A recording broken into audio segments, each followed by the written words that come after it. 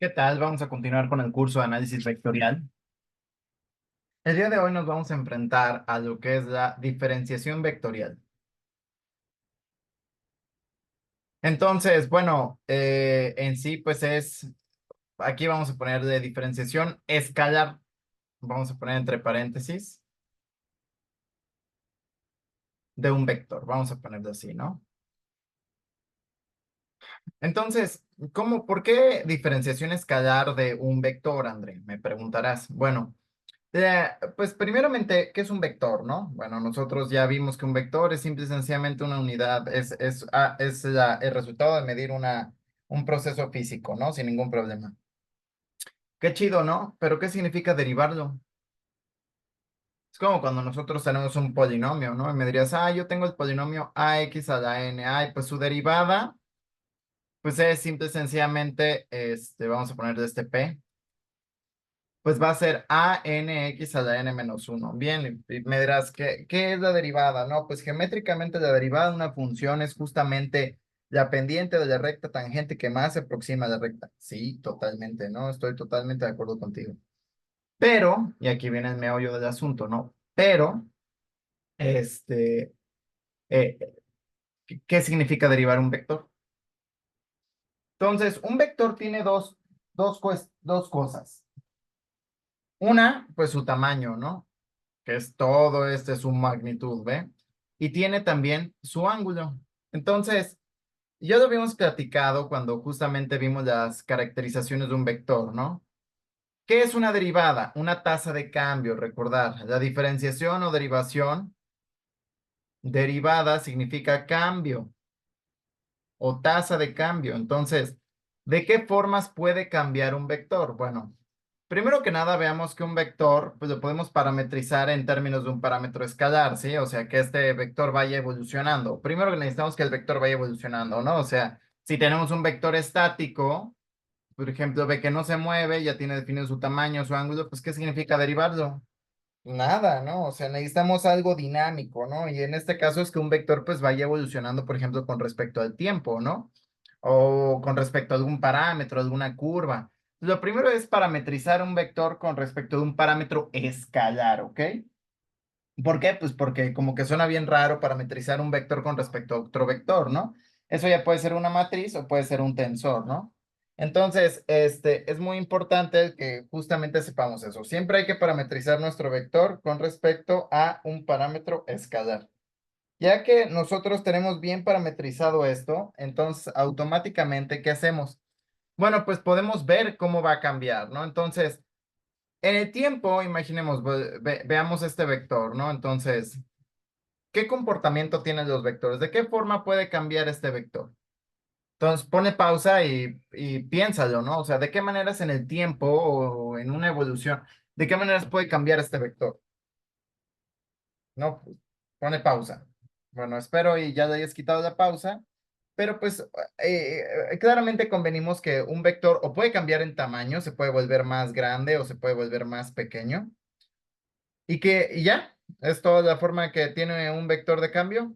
O sea, que puede cambiar, ¿no? El tamaño, bien. ¿Qué otra? Pues en dirección, ¿no?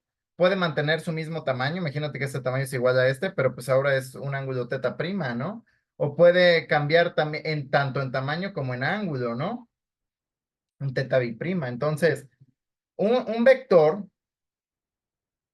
parametrizado, es decir, que va evolucionando, va cambiando, puede cambiar en tamaño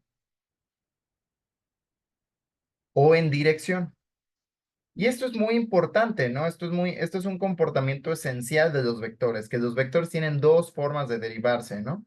Entonces, por ejemplo, si tú mantienes un vector fijo de tamaño fijo, o sea, tú mantienes que b sea una constante, su tamaño, ¿no? Pues eso no te impide no poder derivarlo, ¿no?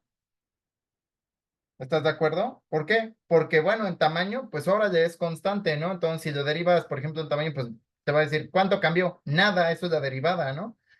Pero pues sí lo puedes cambiar, ¿qué? En dirección. De hecho, esto es por lo que en física existe la velocidad tangencial, ¿no?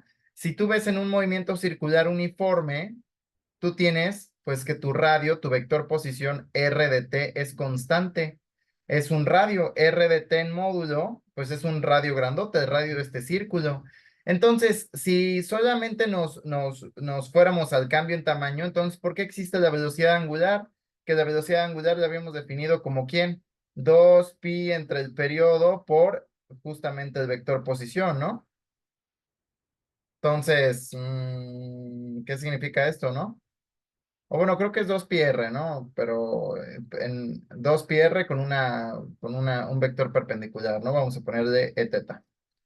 Entonces, nota que desde el movimiento circular uniforme nos están diciendo que va a haber un vector velocidad, ¿no? Que va a ser la derivada de este y va a ser totalmente perpendicular. Entonces hay que intentar bajar el análisis a la física, ¿no? O sea, nota que todas estas herramientas fueron creadas para explicar fenómenos físicos, ¿no? De manera matemática. Entonces, una de estas formas, pues, es justamente verificar, ¿no? Imagínate, y si quieres, puedes hacer todo el experimento. Agarra una piedra y amárrala, ¿no? En una cuerda, y gírala en un círculo uniforme, ¿no? Y luego cortas la cuerda en un momento, ¿no? ¿Y qué va a pasar? Pues que va a salir perpendicular a la trayectoria, va a salir perpendicular a la trayectoria que estaba. Al vector posición va a salir perpendicular. Entonces, ¿cómo puede haber una velocidad? ¿Cómo puede haber una aceleración si el vector es de tamaño constante? Ah, pues no, pues porque lo puedes ver en la dirección. No solo eso, el cambio de un vector también se puede ver en los autos y eso es muy importante. Por ejemplo, si tú manejas o si tienes cerca un auto o algo así, con tu papá, con tu mamá, pues ve y dile, ¿no? Oigan, llévenme a una colina. Entonces, ¿qué pasa? Cuando un auto va subiendo una colina, ¿sí? Entonces, intenta mantener la misma velocidad, ¿estás de acuerdo? Mantén una velocidad constante en lo que subes, ¿no? Vamos a ver, este B, ¿no? Una velocidad así. Vas a notar que cuando se empieza a empinar, o sea, por ejemplo, no sé, imagínate que es como así, ¿no? Cuando tú estés aquí, ahora el vector posición ya no, el vector velocidad ya no debe ser el mismo, ¿sí? Porque ahora ya no te debe empujar así, debe ser hacia acá, ¿estás de acuerdo? Hay un cambio en el ángulo, nota. Si este fuera el vector posición, este sería el otro, ¿no? Entonces hay un cambio en teta. Hay un cambio en la dirección del vector velocidad y eso lo puedes vivir tú en un auto. Entonces, ¿qué va a pasar? Para tú poder mantener una velocidad constante en tamaño, ¿qué va a pasar? Ah, porque pues tu carro pues puede que la velocidad se vuelva más pequeña y ese cambio en tamaño lo compensa en el cambio de dirección. Pero si tú quieres mantener que el tamaño, es decir, la velocidad, por ejemplo, vas a 60 kilómetros por hora, se mantenga fija en el velisómetro, vas a tener que acelerar y vas a ver que si aceleras, metes, no va el velisómetro, el velocómetro que está en 60, no va a aumentar. O sea, vas a ver que las revoluciones sí van a empezar a aumentar, pero este güey se va a quedar constante. ¿Por qué? Porque la aceleración, ¿qué es? La aceleración es la derivada de la velocidad, ¿no? Entonces, la aceleración es la derivada de la velocidad con respecto del tiempo, ¿sí o no? ¿Y qué acabamos de ver? Pues que la posición es la derivada de la velocidad con respecto, perdón, la velocidad. Ay, Dios mío. La velocidad es la derivada de la posición con respecto del tiempo. Entonces, nota, para tú cambiar en dirección el vector velocidad, tienes que derivarlo, acelerar. ¿Qué es hacer eso? Cambiarlo, pues meterle una aceleración. Eso es lo que estás haciendo en todos los autos cuando tú picas el pedal, estás justamente generando un ente físico que se llama velocidad y lo estás cambiando con respecto a un parámetro. En este caso, estamos derivando con respecto a un parámetro escalar. ¿Por qué? Pues porque la posición la parametrizamos con respecto a un escalar. La velocidad, pues también estará parametrizada con respecto a un escalar y también el tiempo. Entonces, muy importante, ¿no? Entonces, la derivada de un vector, pues es para justamente este tipo de bichos, ¿no? De hecho, pues la segunda ley de Newton, la fuerza con respecto al tiempo, pues es igual a la masa por la aceleración. Ah, caray, esta es la segunda ley de Newton, ¿no? Entonces, si nos dan la posición que se llama el problema directo newtoniano, si nos dan R, ¿cómo obtenemos la fuerza? Derivas dos veces y multiplicas por la masa.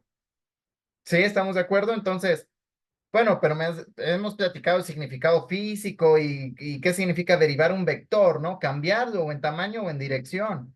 Eso es derivar un vector. Pero pues, ok, André, qué chido, ¿no? Pero pues, ¿y qué se hace, no? ¿Dónde están las matemáticas, no? Sabrositas, ¿no?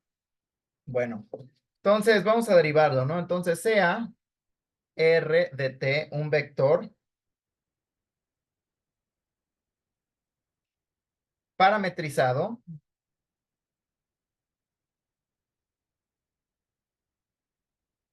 respecto a la variable escalar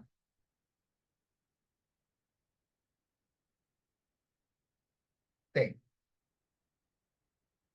Entonces, la derivada del vector, pues va a ser la velocidad y va a ser simple y sencillamente, digamos, ¿no? Digamos que r, por ejemplo, a r de t, pues lo puedo escribir como un x de t en i, más un y que depende de t en j, más un z que depende de t en k, ¿sí? X, y y z no son pues las variables, sino son funciones que dependen de t, que es justamente lo que describe el cambio en cada tipo de dirección. Recuerda que un vector lo podemos descomponer en justamente cuánto hay en cada dirección, ¿no? Entonces estas pues van a ser funciones. Entonces, ¿quién sería dr en dt? Ah, bueno, pues simple y sencillamente sería la derivada de quién? La derivada de la derivada con respecto al tiempo, pues de x, voy a poner así, y, más la derivada con respecto al tiempo de yj, más la derivada con respecto del tiempo de zk, ¿sí? Ahora viene algo muy importante, es que i, j y k tienen tanto tamaño constante como dirección constante. Es decir, y es de módulo 1, tiene tamaño 1, es un unitario. Y su dirección pues siempre es en X, siempre va a apuntar este güey en X. J lo mismo, pero este güey en Y. Y K lo mismo, pero este güey en Z. Entonces, ¿cuánto van a cambiar si tú derivas esto? Esto sí es un vector completamente constante en tamaño y en dirección. Entonces, si tú derivas uno de estos vectores, pues ¿qué significa? Pues significa, que estás cambiando tanto el tamaño como la dirección. Y si las dos son constantes, la derivada de una constante, ¿cuánto vale? Pues cero. Entonces las derivadas de estos güeyes, pues van a valer cero. Entonces, ¿a quién va a morder únicamente la derivada? A esta función, ¿ok? Esto no pasa en otro tipo de coordenadas, en coordenadas polares, en coordenadas esféricas. Cuando tú tienes un vector posición escrito como, por ejemplo, alguna función r de t escalar por er más algún teta de t por e teta, ¿sí? Entonces, cuando tú derivas de r en dt, aquí las cosas no son tan sencillas. Aquí sí sería dr en dt por er más r por der en dt y así nos vamos, ¿no? Es decir, las únicas que cumplen esto, ¿por qué? Porque en otras coordenadas, por ejemplo, cilíndricas, polares, esféricas, hiperbólicas, parabólicas, estos bichos no son constantes, ¿ok? No son totalmente constantes. Vamos a usar esa definición, ¿no? Totalmente constantes, ¿ok? Entonces, pues, ¿qué pasa? Solamente con los cartesianos se verifica. Entonces, ¿esto quién sería? Pues dx en dt en i más dy en dt en j más dz en dt en k. Acuérdate, no son el x, y, z normal. Son funciones que dependen de t, que nada más expresan cuánto es el cambio en cada dirección. Entonces, es muy importante, ¿vale? Entonces, bueno, ¿cómo se comporta esto? Bueno, pues la derivación con respecto de un parámetro escalar sea, es muy chida. ¿Por qué? Pues porque se comporta como la derivada que llevamos haciendo desde el kinder, ¿no? Entonces, o sea, por ejemplo, ¿qué acabamos de ver, no? Entonces, que si nosotros tenemos nuestro vector r de t, pues si nos piden la velocidad, pues ¿quién va a ser la velocidad? La derivada de la posición con respecto al tiempo. ¿Quién va a ser la aceleración? La aceleración, pues va a ser, la derivada de la velocidad con respecto al tiempo o la segunda derivada de la posición con respecto del tiempo, ¿no? Nota que estoy derivando vectores. Y pues, ¿qué más? Pues que la fuerza pues es igual a masa por aceleración, ¿no? Todo esto. Entonces, esto es lo que hemos visto, ¿no? Pero también, ¿qué pasa? Bueno, pues que podemos derivar, por ejemplo, de t, por ejemplo, un vector a que dependa más b. Pues, ¿qué pasa? Pues la derivada es distributiva sobre la suma. Esto va a ser dA de t más dB de t. Estas son las reglas generales, ¿no? 3. ¿Quién es la derivada con respecto de t de un producto punto? Ok, esto lo podemos probar, pero en sí,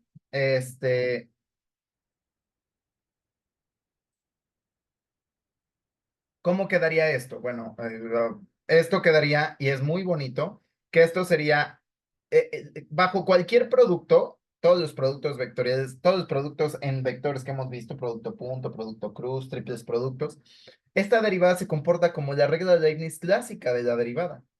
Entonces, esto va a ser A punto de producto punto, la derivada de B con respecto al tiempo, más la derivada de A con respecto a T punto B. Entonces, se comporta así. Lo mismo con el producto cruz, la derivada con respecto a T de A cruz B, pues va a ser justamente A punto de, ay, perdón, A cruz dB en dt más dA en dt cruz B. 5. ¿Qué pasa si tú multiplicas, derivas una función es completamente escalar por una función vectorial? Ah, bueno, pues sigue siendo una regla de Leibniz. Phi por dA en dt más d phi en dt por a, ¿sí? Nota que al final de esto, pues, son vectores, ¿no? Regla 6. ¿Qué pasa si tú derivas el triple producto escalar?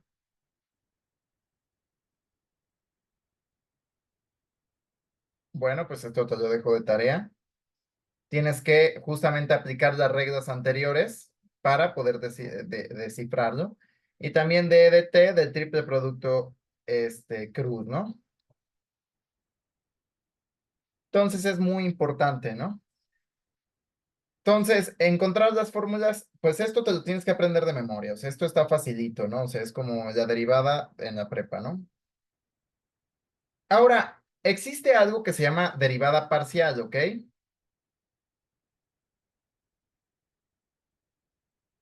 Y es cuando nosotros, por ejemplo, derivamos un vector con respecto de un parámetro de una variable, ¿no? Entonces, imagínate que ahora yo tengo mi vector, pero este está ahora parametrizado con respecto de x, y, z, ¿vale? O sea, ¿qué quiere decir esto? Que va a ser alguna función phi1 que depende de x, y, z en i, más una función phi2 que también depende de x, y, z en j, más una función phi3 que también depende de x, y, z en k, ¿ok?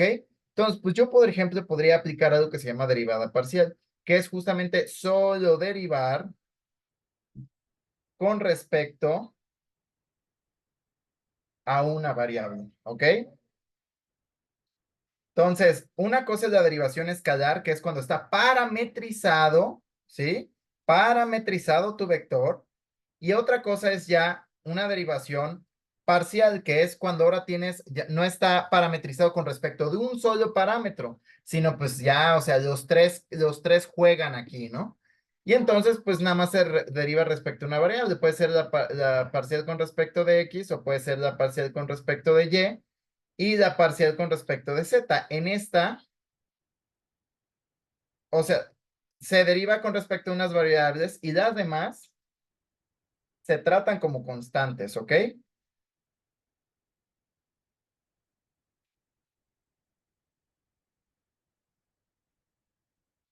Muy importante. Entonces, bueno, bueno, viene aquí una parte importante que se llama la diferencial, ¿ok? Es un concepto de cálculo 3 que es muy importante, ¿ok? La diferencial de una función, por ejemplo, la diferencial por ejemplo, de una función escalar, pues va a ser la derivada parcial con respecto de cada coordenada. Por ejemplo, imagínate que phi, pues es una función que depende de x, y, z, por i, perdón, de x más la parcial de phi con respecto de y, más la parcial de phi con respecto de z. No olvides esto, ¿ok? No olvides esto. Por ejemplo, si tú tienes que R, el vector posición clásico es XY más YJ más ZK, ya no son funciones, sino que son el X, Y, Z clásico. ¿Quién sería de R? ¿Quién sería la diferencial de un vector? Pues simple y sencillamente la diferencial de cada uno de estos sería dx en Y más dy en J más dz en K. Es decir, la diferencial de un vector pues sería la diferencial de su componente 1 en i, más la diferencial de su componente 2 en j, más la diferencial de su componente 3 en k, donde quienes A1, A2 y A3 se comportarían como phis, ¿ok? Entonces, eso sería muy importante. Entonces, esto es muy importante cuando necesitemos probar cosas así. Entonces, bueno, viene una tarea muy importante, ¿no? Entonces, tarea. Quiero, hasta aquí, pues es toda la teoría de diferenciación vectorial. Falta la parte de geometría diferencial, que es Frenet-Serret, pero en eso, sinceramente, pues es para otra clase y sí, hay que discutir, o sea, si nos lo vamos a brincar o no. Pero viene una tarea muy importante. Entonces, aquí hay algo que luego ponen muy seguido y es este, probar que si V es un vector de módulo constante,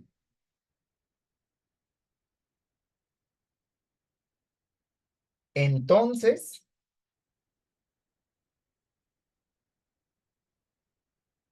es totalmente, su derivada es perpendicular a este. Entonces este es un ejercicio clásico de análisis vectorial, clásico que nos habla justamente sobre, digamos, o sea, aquí te estoy diciendo, o el ejercicio te está diciendo que el vector está parametrizado con respecto a la variable t. Entonces, este es un ejercicio clásico de análisis vectorial. Probar que un vector de módulo constante, justamente su derivada es perpendicular a este. Es decir, ¿qué te está diciendo ese? Cuando tú mantienes fijo el tamaño de un vector y tú derivas, es decir, cambias ahora, pero la dirección del vector, o sea, cambia la dirección, el cambio es en 90 grados. Y esto es importantísimo, ¿ok? ¿Por qué? Porque de aquí va, por ejemplo, para Frenet-Serret salen los conceptos de vector tangente, de vector normal, de binormal, y por eso son perpendiculares, ¿vale? Entonces, esto sería todo por hoy. Solo queda hacer ejercicios, cambio y fuera.